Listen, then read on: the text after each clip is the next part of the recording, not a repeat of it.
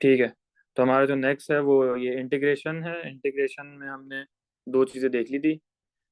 एक तो हमारा एक्सपोनेंशियल हमने इंटीग्रेशन देखी थी। इसके अलावा हमने पार्शियल फ्रैक्शन वाला, अगर हमारे पास एक लीनियर फंक्शन हो डिनोमिनेटर में, तो उस केस को कैसे इंटीग्रेट करते हैं, एल एन इंट्रोड्यूस हो जाता है।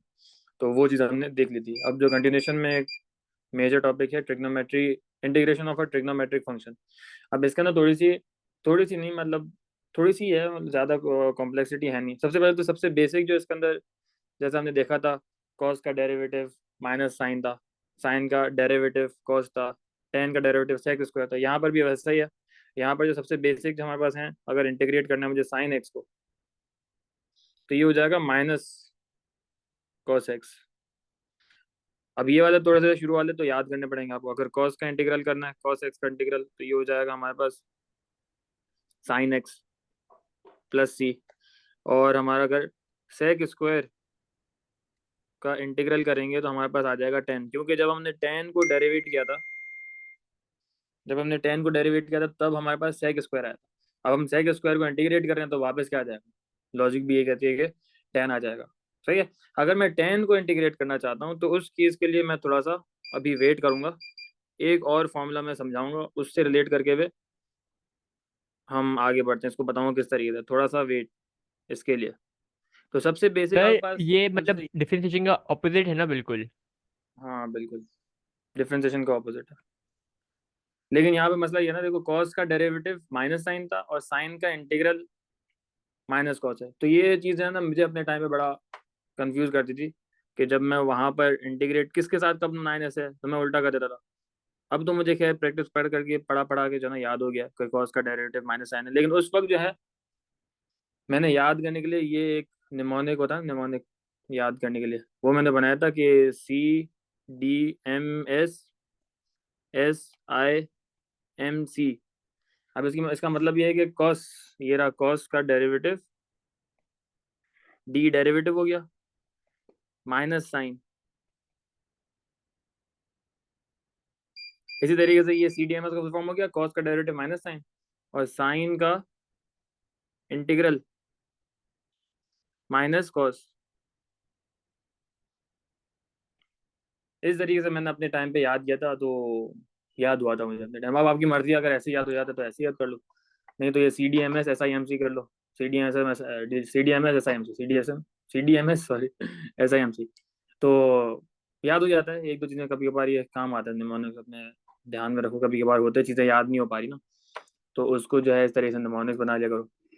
जैसे उसके अंदर था केमिस्ट्री में हमने पढ़ा था, playing soccer can make all happy, I love हैना कॉस्टिस गॉर्जियस। वो हमारा था पीरियोडिक वो मेटेलिक सीरीज जो थी ना, रिएक्टिविटी सीरीज, उसको याद करने के लिए हमारे पास था। तो उस टीचर ने हमें जो समझाया था उसको हम अप्लाई करते थे। मैंने ये भी बनाया था। चीज़ें याद करने में आसानी होती है, एक पैटर्न बन जाता है ना। पैटर्न याद करना इज ऑलवेज ईजियर। ऐसे नंबर्स नहीं होते, कुछ कुछ नंबर्स होते फौरन याद हो जाते हैं, कुछ नंबर्स होते हैं जिसको टाइम लगता है। तो जिस नंबर में एक पैटर्न फ्लो में आ रहा होता है ना, तो वो नंबर फौरन याद हो जाता है। तो चीज़ों को याद करने के लिए ये एक अच्छी टेक्निक होती है कि एक निमोनिक बना लो याद करने के लिए। तो ये तो सिंपल वाले थे, साइन का derivative minus integral minus cos, cos का डेरिवेटिव साइन, सेक स्क्वायर का टेन एक्स। इसके अलावा अगर हमारे पास कुछ होता है, अगर हमारे पास है इंटीग्रल ऑफ अ, अगर सिंपल ट्रिग्नोमेट्रिक फंक्शन है और अंदर आ रहा है AX+B, कुछ भी आ रहा है, इंटीग्रेट करना है, तो आपने इंटीग्रेट तो जैसे करते हैं ट्रिग्नोमेट्रिक फंक्शन, वो तो इंटीग्रेट हो ही जाएगा। तो इसका इंटीग्रल तो आ ही जाएगा बस, इंटीग्रल ऑफ द ये चीज। बाकी अपॉन में जो है, जो अंदर है ट्रिग्नोमेट्रिक फंक्शन के अंदर है, उसका डेरिवेटिव नीचे आ जाएगा। ए जैसे नीचे आ गया। इसकी एग्जांपल अगर मैं कराऊँ ज़्यादा बेहतर है। अगर हमारे पास होता है, सर इसमें फिर हाँ, पावर इंक्रीज नहीं होगी क्या, मतलब ये स्क्वायर नहीं बन जाएगा। वो वाला बताता हूँ, वो वाला बताता हूँ। नहीं, इसमें वो नहीं होगा। अगर सिंपल हमारे पास है साइन 4x+2 और इसको इंटीग्रेट करना है, तब मुझे पता है कि साइन का डेरिवेटिव सॉरी इंटीग्रल होता है माइनस कॉस, तो ये हो जाएगा माइनस कॉस 4x+2। और जो कॉस के अंदर है 4x+2, उसका डेरिवेटिव जो है वो नीचे आ जाएगा, डिवाइड बाय 4 हो गया, प्लस सी। ये सबसे बेसिक वाला होता है। अब इसके अंदर वो वाला नहीं होता जो हमने देखा ना कि अगर साइन की पावर में कुछ है n, और अगर उसको इंटीग्रेट करना है, तो इसको हम इंटीग्रेट अभी फिलहाल नहीं कर सकते, क्योंकि पावर ऐड करना और पावर डिवाइड में आना ये वाली चीज यहाँ पर एप्लीकेबल नहीं होती। ठीक है, अभी फिलहाल हमने ये वाला देखा, इसका भी बताता हूँ क्या हल होता है। सबसे पहले तो हमने ये देखा कि अगर सिंपल साइन है, सिंपल कॉस है, for example you have cos 3x, तो कॉस का इंटीग्रल होता है साइन। तो साइन 3x तो वहीं का वहीं रहा, जो अंदर है 3x उसका डेरिवेटिव नीचे आ जाएगा, तो +3, और ये +c हो गया। इसी तरीके से अगर हमारे पास होता है सेक स्क्वायर -2x और dx, तो ये क्या हो जाएगा, टेन 2x, सॉरी -2x और डिवाइड बाय -2 +c। तो इंटीग्रेट तो कर दिया, लेकिन इंटीग्रल के साथ साथ उसका जो अंदर जो चीज़ है उसका डेरिवेटिव भी अपॉन में आ जाएगा। ये एक सिंपल सा फॉर्मूला है, ये याद करने वाली चीज़ है। फिर हमारे पास अगर आता है for example you have sine square x dx। अब यहाँ पे मैं वो चीज़ नहीं कर सकता जो हम करते हुए आ रहे थे कि पावर बढ़ा दो और नई पावर डिनोमिनेटर में डाल दो और अंदर का डेरिवेटिव नीचे आ जाएगा, और ये सारी चीज़ें यहाँ पर नहीं एप्लीकेबल। अब इस तरीके से अगर कोई पावर में आ रहा है ना, तो उसको करने के लिए पहले हम इसको पावर को हटाते हैं। आइडेंटिटीज जो हमने यूज कर चुके हैं, हम आइडेंटिटीज ऑफ ट्रिग्नोमेट्रिक जो हमने पहले पढ़ी थी ट्रिग्नोमेट्री के अंदर ही, डबल एंगल वाली, सिंगल एंगल, उनकी मदद से मैं इसको चेंज करता हूँ बाय, मैं इसको इस तरीके से करता हूँ कि ये पावर जो है ना ये हट जाए। For example now I can, if I recall my identities, तो मेरे पास एक थी cos 2x की identity, cos square x minus sine square x. इसी के कंटिन्यूशन में अगर मैं एक और फॉर्मूला बनाता हूँ तो ये हो जाएगा, ये 1 - 2 साइन स्क्वायर एक्स, याद है। अब मैं साइन स्क्वायर को अगर यहाँ पे सब्जेक्ट बनाता हूँ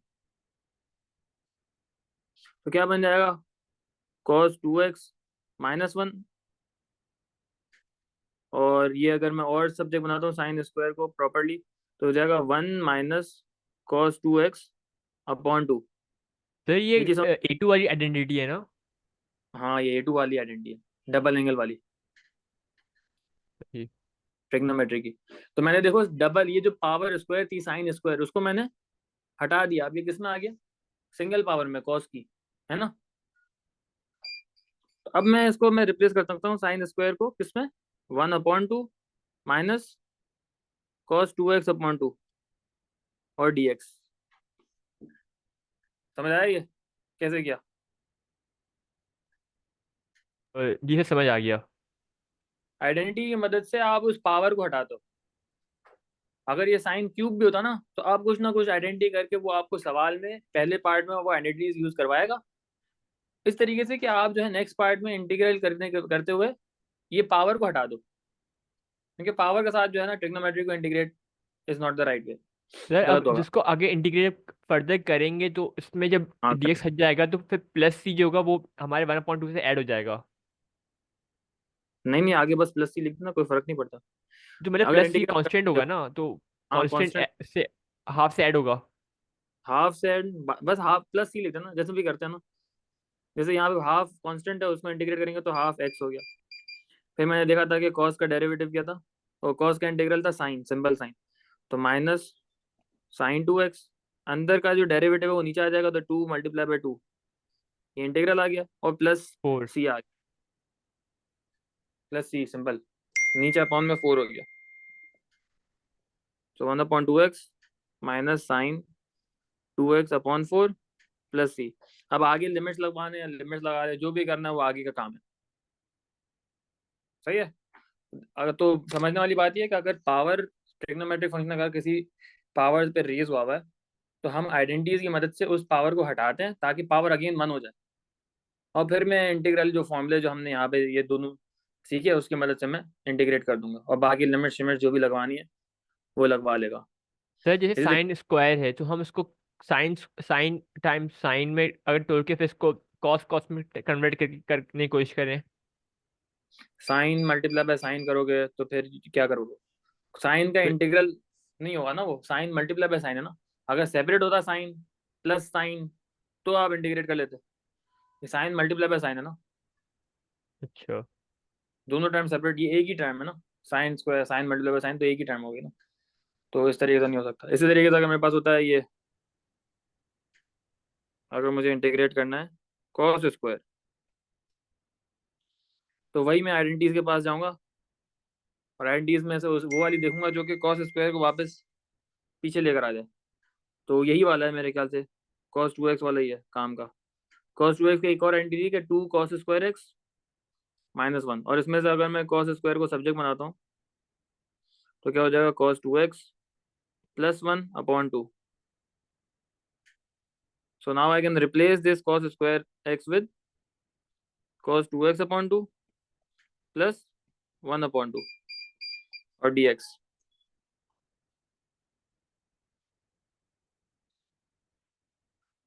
अब आगे जैसे इंटीग्रेट करते हैं वैसे ही करेंगे। कॉस का इंटीग्रल अभी हमने देखा था कि वो साइन होता है, सो साइन 2x/2, अंदर का डेरिवेटिव नीचे आ जाएगा, 2 × 2 ये 4 हो गया, plus ½ x plus c। This is your final answer for the integral. इसी तरीके से अगर कुछ और होगा तो वही कुछ आइडेंटिटीज वगैरह लगा के पावर हटेगा। सेक स्क्वायर में मसला नहीं है पावर का, क्योंकि सेक स्क्वायर तो टेन का ही उल्टा है, तो टेन का डेरिवेटिव सेक स्क्वायर होता है, तो सेक स्क्वायर का इंटीग्रल 10 हो जाएगा। ठीक है, तो ये चीज जो सर थी ना मेरा ये एक काम। सवाल है, एक बोले। क्वेश्चन है कि अभी तक जो इंटीग्रेशन हमने किए हुए वो सारा एएस के ही बस थोड़े एडेड रूल्स हैं, तो ऐसा कोई ऐसा टॉपिक है जो बिल्कुल एक नया टॉपिक है A2 में?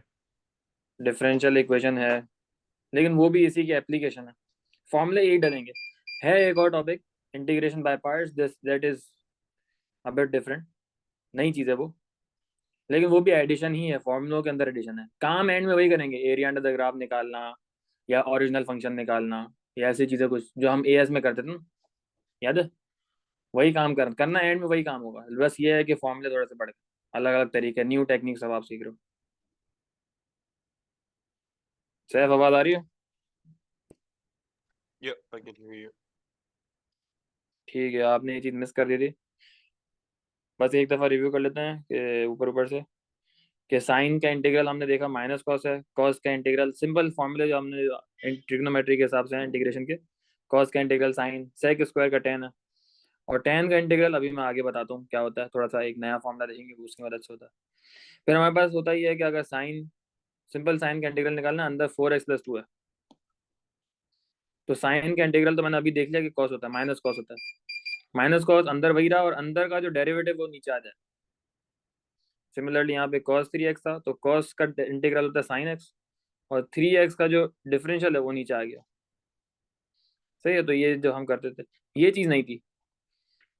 यहाँ पर ये है क्या, if my trigonometric function is raise to a certain power, what do you do, you can not मतलब straight off go with integration, कि आप पावर ऐड कर दो divide by the new power, जैसे हम करते आ रहे हैं वैसे यहाँ पे नहीं होगा। यहाँ पे क्या करते हैं हम, we use identities that we have studied, the new trigonometric identities जो हमने A2 में पढ़ी है, उसकी मदद से हम उसको चेंज करते हैं इन अ फंक्शन जहां पर ये पावर रेज ना हुई हो। जैसे मैंने इसमें इस केस में क्या किया, देखो साइन स्क्वायर था, तो मैंने क्या किया, इसको जानबूझ के चेंज किया into 1/2 minus cos 2x/2, this is the same as this, क्योंकि this identity, due to the identities that we have studies in this A2 trigonometry के अंदर। देखो याद है आइडेंटिटी, cos 2x की जो ट्रिग्नोमेट्रिक डबल एंगल की आइडेंटिटी थी, cos 2x = 1 - 2 sin x, 2 sin²x, और फिर यहाँ पे मैंने साइन स्क्वायर को सब्जेक्ट बनाया था, साइन स्क्वायर को सब्जेक्ट बनाया तो ये बन रहा है हमारे पास फंक्शन। तो मैंने क्या किया, इस साइन स्क्वायर की जगह पे ये रिप्लेस कर दिया। अब मैं इसको आराम से इंटीग्रेट कर सकता हूँ, हाफ कांस्टेंट है उसका इंटीग्रल ½ x हो गया, और cos 2x था, cos का इंटीग्रल साइन, और जो अंदर है उसका इंटीग्रल, उसका डिफरेंशियल भी नीचे आ जाएगा, तो देखो 2x नीचे 2 नीचे लिख दिया। सही है, समझ में आ रहा है? तो ये थोड़ी सी चीजें डिफरेंट है यहाँ पर। अगर इसका हम थोड़ा सा सवाल देखें यहाँ पर, सिंपल सिंपल से भी हैं, थोड़ा मुश्किल से भी उठाते हैं, बाकी इसमें आगे सिंप्लीफिकेशन है, nothing else. Find the exact value, ये वाला लेते हैं, इसमें से एक मैं करता हूँ, एक आप करना, जो फॉर्मूला मैंने बताया उसमें से ही।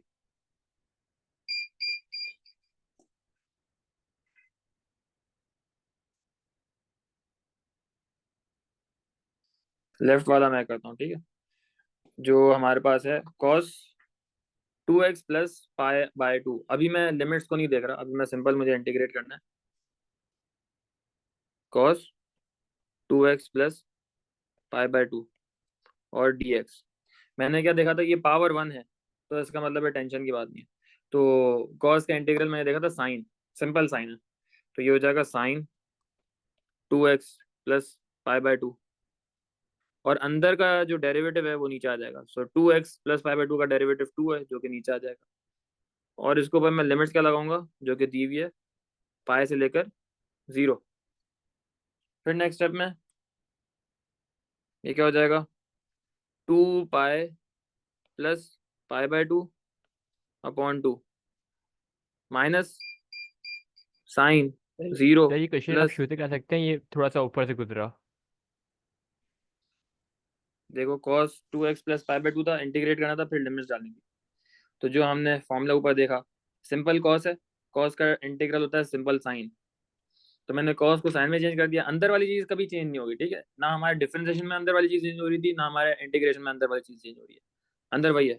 और अंदर का जो डेरिवेटिव है वो डिनोमिनेटर में आ गया। देखो 2x प्लस पाई/2 है, तो 2x का 2 हो जाएगा, और पाई/2 तो कांस्टेंट है, वो 0 हो जाएगा। 2 नीचे आके डिवाइड हो गया, सही है। अब मैं लिमिट्स डाल रहा हूँ नेक्स्ट स्टेप में। तो जब मैंने लिमिट्स डाली तो बस कैलकुलेटर में डालना है। रेडियन मोड में चेंज कर दो, रेडियन में ठीक है। साइन 2 पाई प्लस पाई/2, जो कि आ रहा है 1, और 1/2, 1/2 ही हो गया, माइनस सिंपल ये पाई/2 रखना है, 1, ये भी 1 है, तो -1/2, 0 आ गया। इसका मतलब क्या हुआ पता है, निकाल के देखते हैं एक मिनट से, डायरेक्ट कैलकुलेटर से, हो सकता है कि मैंने कुछ गलत किया हो।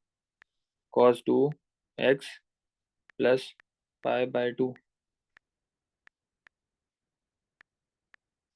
0 से लेकर पाई, 0 आ रहा है। तो इसका मतलब पता है क्या है, एएस में आप लोगों ने पढ़ा है, कुछ तो आइडिया होना चाहिए। सैफ या एहतशाम। सर जीरो आ रहे तो मतलब मतलब ग्राफ जो है वो ऊपर ऊपर भी जा रहा है और उसके जीरो के नीचे भी जा रहा है, एक्स एक्सिस के हम्म। ऊपर। हम्म। सही बोला। जितना ग्राफ जिस रेंज में इसने दिया ना, जो लिमिट्स ने दी है 0 से पाए, उस लिमिट के अंदर जितना मेरा ग्राफ ऊपर की तरफ है, उतना ही मेरा ग्राफ नीचे की तरफ है। तो जो ग्राफ ऊपर की तरफ होता है उसका एरिया पॉजिटिव आता है, जो ग्राफ नीचे की तरफ होता है उसका एरिया नेगेटिव आता है। तो इसका मतलब क्या हुआ कि ओवरऑल कैंसिल आउट हो गया ये। सर जैसे सैफ। अगर एक क्वेश्चन है जिसमें जो ग्राफ आ रहा है वो टोटली जीरो के नीचे है, तो जब उसका एरिया अंडर द कर्व निकालेंगे तो सर नेगेटिव को इग्नोर कर देंगे। हाँ, जरूरी नहीं है, आप कर दो ठीक है, नहीं करो कोई मसला नहीं है, वो काटेगा नहीं आंख।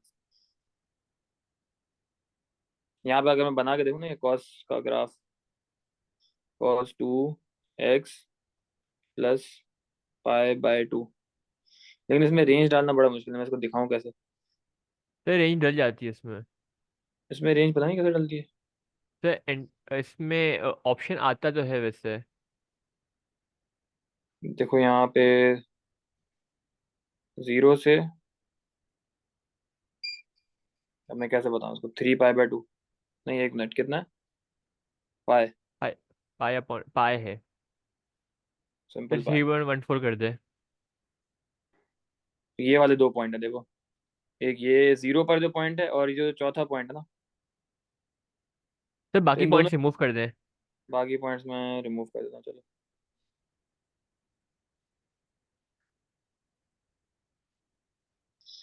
तो देखो जिस जो रेंज इसने दी हुई है ना, तो जितना ग्राफ नीचे था उतना ही ग्राफ ऊपर था, तो एरिया पॉजिटिव भी उतना ही है जितना एरिया नेगेटिव है, तो ओवरऑल 0 आ गया।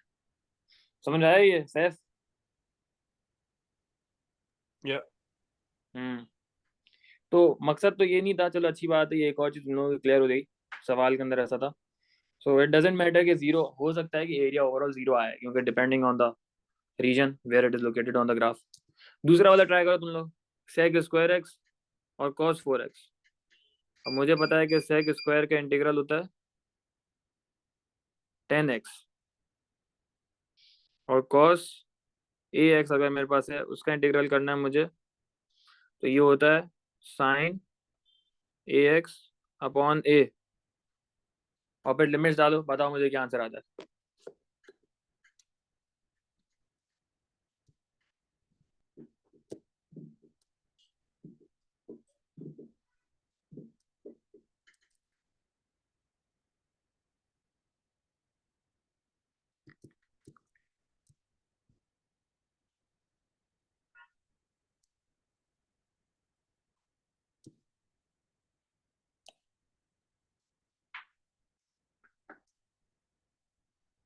बहुत क्लास मिस कर रही है ये, भूमिका पता नहीं क्यों जवाब नहीं दे रही।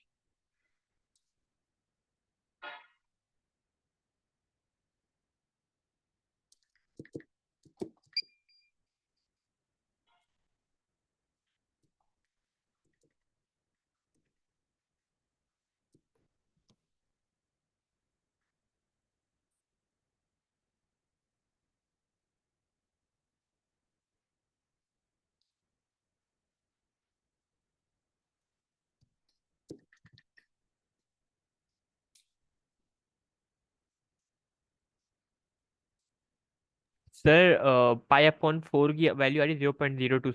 नहीं सर, डिग्री में निकालिए, सॉरी, एक मिनट। एग्जैक्ट फॉर्म में रखना अपने जितने भी आंसर हो ना इस केस में, एग्जैक्ट फॉर्म में रखो। सर आंसर बना रहे। इंटीग्रल देखता हूँ मैं नहीं, भी। पूरा। पूरा नहीं सर, खाली उसका पाई अपॉन 4 का पहली जो अपर लिमिट है। नहीं नहीं, पूरा डाल के बताओ ना ये क्या।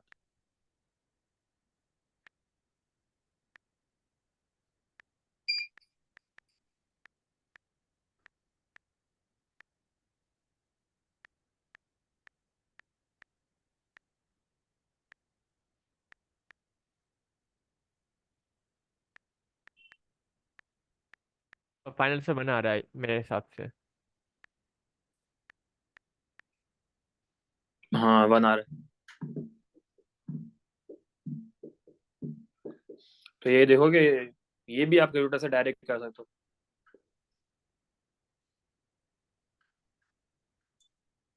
सैफ आपका आ गया। Is the answer 1? हाँ बना रहे। Okay. ठीक है, आगे बढ़ते हैं। आगे बढ़ते हैं तो इसमें ये काम की चीज़ है देखो।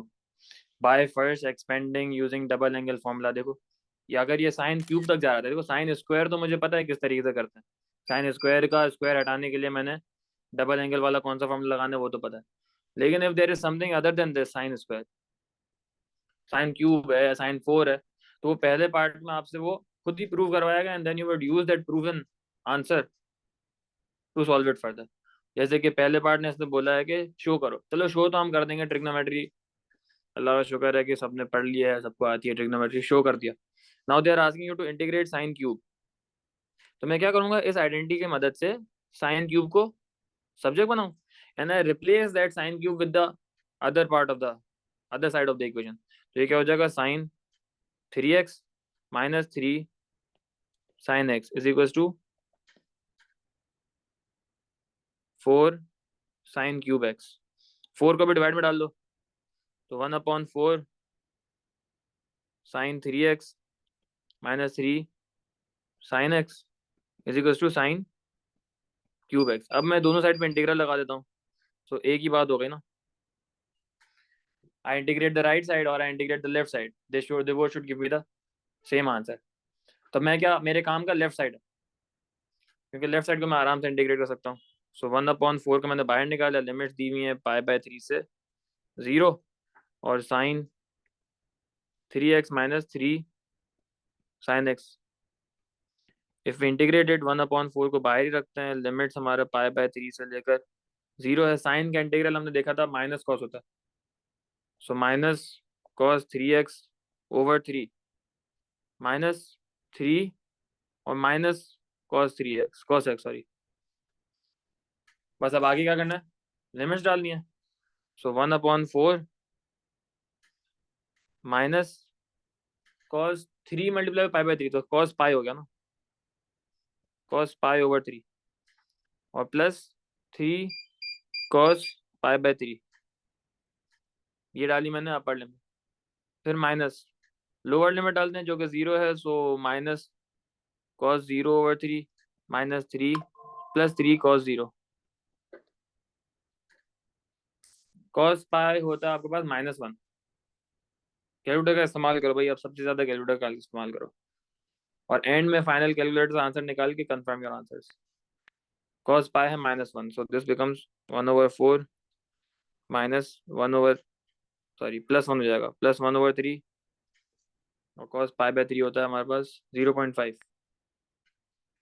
प्लस 3/2 माइनस cos 0 होता है 1, सो 1/-1/3 और अगेन cos 0 होगा तो ये +3। अब कैलकुलेटर में ही डाल दो पूरा, 1/4 ब्रैकेट 1/3 सॉरी हाँ सही है 1/3 plus 3/2 minus bracket open -1/3 plus 3 20 -23/20। कुछ मसला है या प्लस माइनस में कुछ गलती की है मैंने? हाँ ये माइनस था, हाँ ये नेगेटिव है, ये नेगेटिव था। cos पाई/3 नेगेटिव होता है ना, मैं लिखा तो सही था 1/3 -3 पाई/2 माइनस सॉरी ये क्या गलती की मैंने, प्लस माइनस की गलती की है पाई/3 या पूरा ही डाल के देख लो अगर हमारे पास क्या बन रहा है -cos 3x/3 plus 3 cos x और इसमें मैं डालना चाहता हूँ पाई/2 पाई/3 11/6 आ रहा है, सो 1/4 11/6 माइनस अब मैं डालना चाहता हूँ इसके अंदर 0 Calc 0 8/3 so 11/6 minus 8/3 multiply by 4।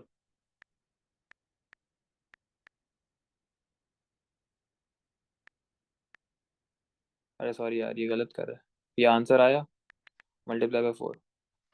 Sir multiply by 4 overall नहीं होगा? ओ सॉरी डिवाइड बाय 4 है, क्या कर रहा हूँ मैं अभी, 1/4 है डिवाइड बाय 1, तो सर -5/20।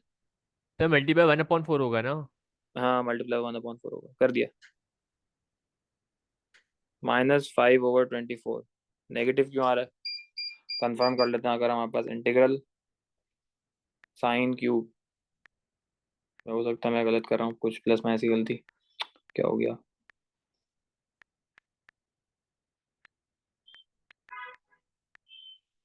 0 से पाई/3 पॉजिटिव आ रही है, इसका मतलब मैंने कुछ प्लस माइनस में गलती कर रहा हूँ। इंटीग्रेट करते हुए मैंने क्या किया है, साइन का इंटीग्रल प्लस माइनस की गलती तो नहीं की, हाँ ये देखो ये -4 था, ये -4 था ना, मैंने यहाँ पे जो है ना सिर्फ +4 लिखी, तो यहाँ पे माइनस था और ये भी माइनस होगा, ये भी माइनस होगा, बाहर माइनस होगा, तो सही है पॉजिटिव आ गया, सही है।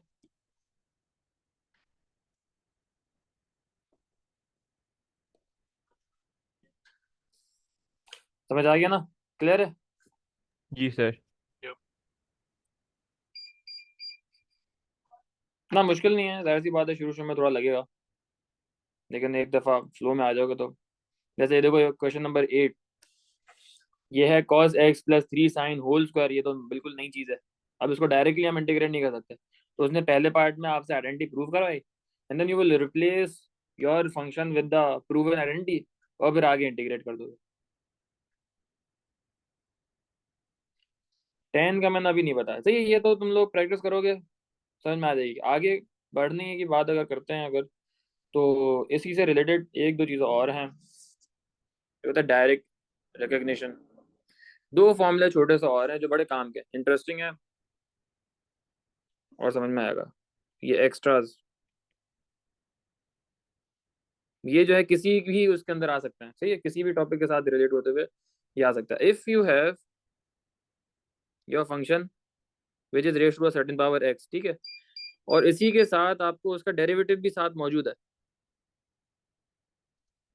तो होता है क्या, जब आप इंटीग्रेट करते हो तो आपके उस फंक्शन का पावर ऐड हो जाती है divide by the added power plus सी।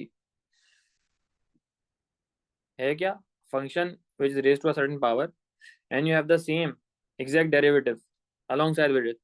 तो इंटीग्रेट करते हैं तो उस पावर की जो भी पावर, उस फंक्शन की जो भी पावर थी वो ऐड हो जाती है by one and divided by the new power. For example if you have,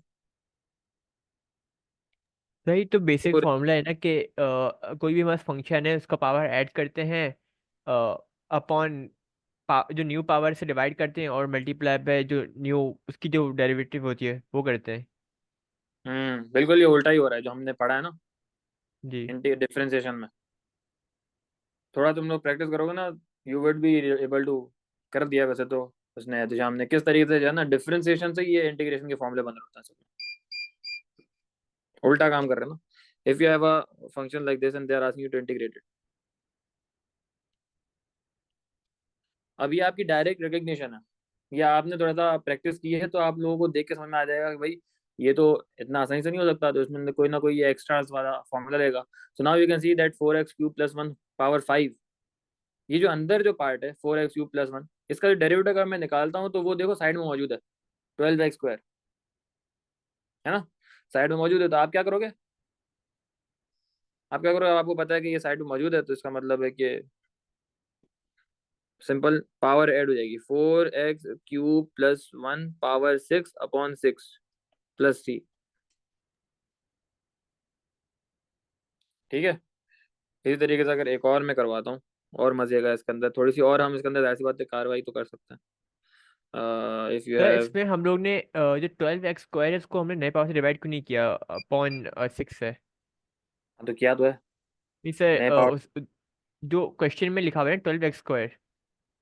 12x² है ना, हाँ वो हट गया ना अब वो, इसका साइड में इंटीग्रल डिफरेंशियल पड़ा था ना मेरा, तो हट गया। जो ओरिजिनल फंक्शन था उसी की पावर ऐड होगी, उसी की पावर डिवाइड में आएगी। सर मैं ये नहीं, मैं ये पूछ रहा हूँ कि जो इंटरनल जो वो है 4x³ + 1 उसका हाँ, डिफरेंशिएशन में फिर नए पावर से डिवाइड करेंगे तो तब तो आंसर 12x² नहीं आएगा ना। समझ में नहीं आया सवाल, थोड़ा सर स्लो बोलो। हाँ जब हम लोग इसको हमारा जो ये है 4x³ + 1 होल पावर 5, हाँ जब इसको हाँ। इंटीग्रेट डिफरेंशिएट करेंगे तो हम्म, पावर हमारी इंक्रीज भी होगी, 5 जो है 6 बन जाएगा। अगर इंटीग्रेट करेंगे तो हाँ 5 5 6 हो गया, देखो हो गया 6 फिर। तो और डिफरेंशिएट करेंगे कम होगा तो जब यहाँ पे हम ओवरऑल करेंगे डिवाइड बाय 4 भी तो होगा ना। नहीं नहीं, ये आप थोड़ा टाइम लो इसके ऊपर, सवाल के ऊपर आप घर पे लेकर बैठना, आपके सही है, जेन्युइन सवाल है। ये अब आप जो है ना थोड़ा सा खुद करोगे ना, लेके बैठोगे, रिलेट करोगे चीज़ों को, तो समझ में आ जाएगा बेहतर। जैसे अगर आप इस चीज़ को वापस इंटीग्रेट डिफरेंशिएट करके देख लो, if you get the same thing, इसका मतलब है कि आपने सही निकाला ना। डिफरेंशिएट दिस अगेन, क्या बनता है देखो, 6 नीचे आके मल्टीप्लाई हो जाएगा, है ना, पावर कम हो जाएगी, 6 और 6 तो कैंसिल आउट हो गए, और अंदर का डेरिवेटिव बाहर आ जाएगा विच वुड बी 12x², है ना। जी सही सही सर। समझ आया।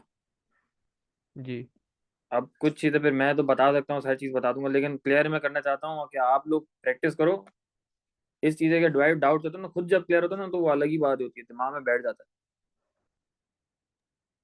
अच्छी बात है, सवाल करो, लेकिन कोशिश करो कि खुद करो, उसके बाद नहीं आ रहा ना बिल्कुल भी, तब मेरे पास तो इस तरीके से सवाल आते रहते हैं, और मैं खुद भी इस तरीके से सोचता था अपने टाइम पे ना, तो मज़ा आता है फिर।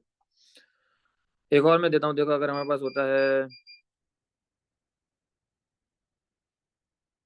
12x³ + 1 पावर 7, और यहाँ पे दिया हुआ है x² ओनली।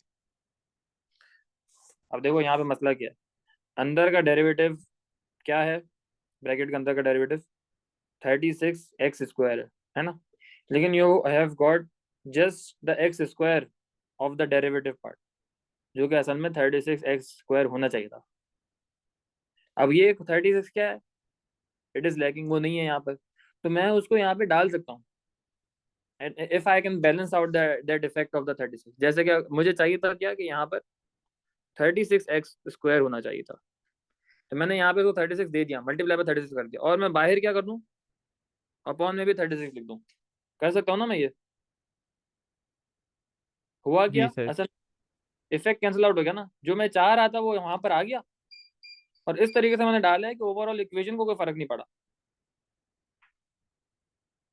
तो नाउ मुझे वही चीज मिल गई जो मेरा फॉर्मूला चाहिए था जिसको।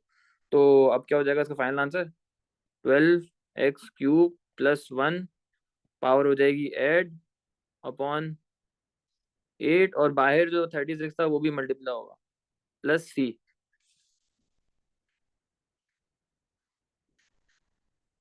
समझ आए? जी सर आ गया। Where is F? Yeah. मजे की है ये चीजें। मुझे तो जब सबसे ज्यादा मुझे पढ़ाने में ना A2 को ही मजा आता है मुझे। ये लॉजिकल चीजें मजा आते हैं, पता नहीं क्यों, बस मजा आता है। अब ये सारे के सारे यू कैन ट्राई, सॉरी, ये मैं मुझे मैसेज डाल देना ग्रुप पे, तो मैं ये वाले पास पेपर्स भी शेयर कर दूंगा, ठीक है।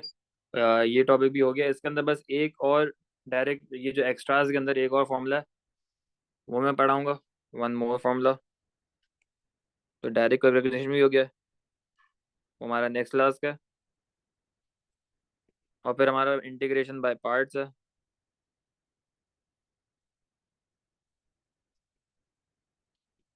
बाय पार्ट्स में भी मजा आएगा तुम लोगों को, अगर जिसको मैथ्स पसंद है ना तो उसके लिए तो ये A2 बड़ा मजे का। इंटीग्रेशन बाय पार्ट्स है, एंड देन और क्या बचा इंटीग्रेशन में, differential formula, differential equation, partial fraction, immediate recognition, substitution, tan inverse, substitution भी मजे का, tan इनवर्स। ये कुछ चीजें मैं लिख रहा हूँ ताकि याद रहें, ये मिस नहीं करनी है हमने। तो ये भी इंटीग्रेशन चलेगा हमारा 2 3 4 क्लासेस और चलेगा, एक ओवरऑल खत्म हो जाएगा तो फिर पास पेपर भी टच करेंगे, क्योंकि इसके अंदर काफी चीजें है ना मिक्स हो रही हैं, तो पास पेपर का भी टच जरूरी है, ठीक है। और कुछ पूछना है किसी को तो पूछ ले, वरना आज के लिए काफी है। और मुझे जो है एक मैसेज डाल दो ग्रुप पे, तो मैं इसके पास पेपर शेयर कर देता हूँ। सैफ मैंने ये रिकॉर्डिंग जो है ना मैं कर रहा था, ठीक है, ये वाली थोड़ा लेट हो गया था, आप तो Are you मैंने, gonna upload this to the drive that you sent? हाँ मैं अपनी ड्राइव में Okay. कर दूंगा, फिर वो आप वहाँ से ले लेना, ठीक है। Okay. Okay. Sure. ठीक है चलो, अल्लाह हाफिज़, अल्लाह हाफिज़। Bye.